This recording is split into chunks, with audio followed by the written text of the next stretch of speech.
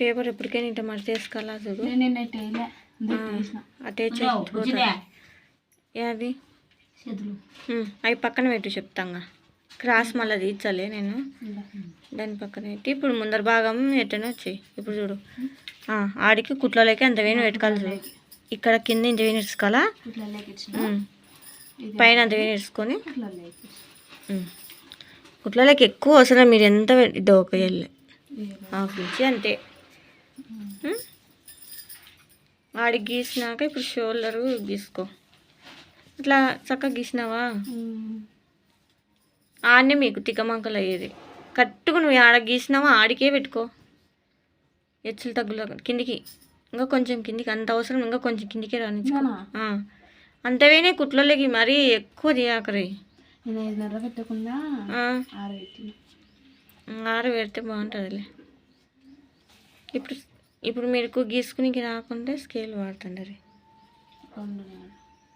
అక్కడ 2.5 5.5 పెట్టినాం అనుకో, మధ్యలో షోల్డర్ కాడ 3 వచ్చాది, మెడకెళ్ళేమో 2.5, సంక 6 పెట్టుకో.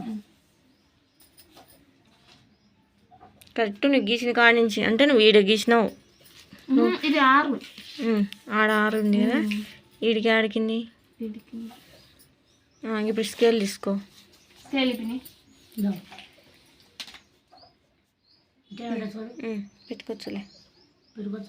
పెట్టుకోవచ్చులే, క్లాత్ ఉంది కాబట్టి పెట్టుకో.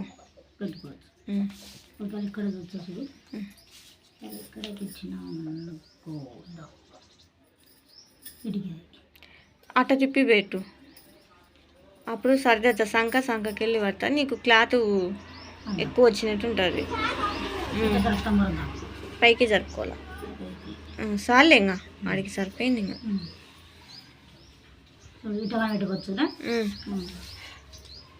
ఇప్పుడు గీసుకోవాలి. ఇప్పుడు మొత్తం గీసుకుంటా.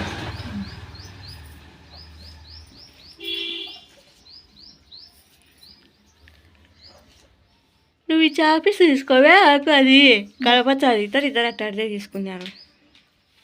ఈ దెబ్బ వచ్చింది. సన్నగా ఊరికే చుక్కలు పెట్టు, అట్ట చుక్కల మాదిరి. ఇది మసాలా కదా, 2 ఇంచులు మసాలా.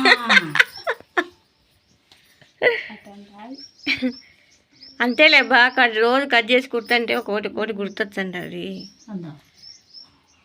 కటింగ్ ఇద్దరని ఫ్రీగా చేసుకుంటున్నారు.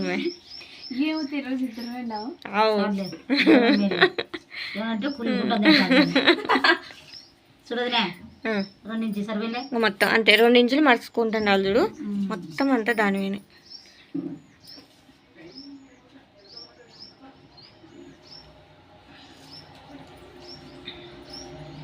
దీని మీద కలర్ అయితే కనపచ్చాదని అట్లా. ఇప్పుడు చెప్పు, మేడ ఎంత పెట్టినావు? ఇప్పుడు ఈడ ఎంత పెట్టినావు? ఈ నుంచి ఇడికి 3 పెడతావు షోల్డరు, 2.5 వచ్చింది కదా. కింద ఎంత పెడతావు అంటున్నా? కింద 3 పెట్టుకోవాల.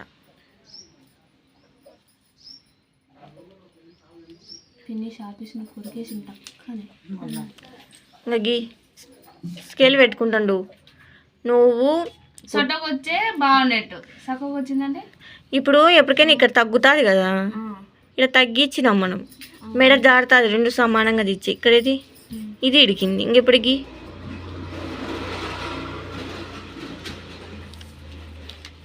ఇప్పుడు ఇడగి సన్నగా ఉన్నటోళ్ళకు ఇక్కడ 2 పెట్టుకో, ఇక్కడ 2.5 పెట్టుకో. బాగా లావు ఉన్నటోళ్ళకేమో ఇక్కడ 3 పెట్టుకుంటారు, ఇక్కడనేమో అంతే. ఏమో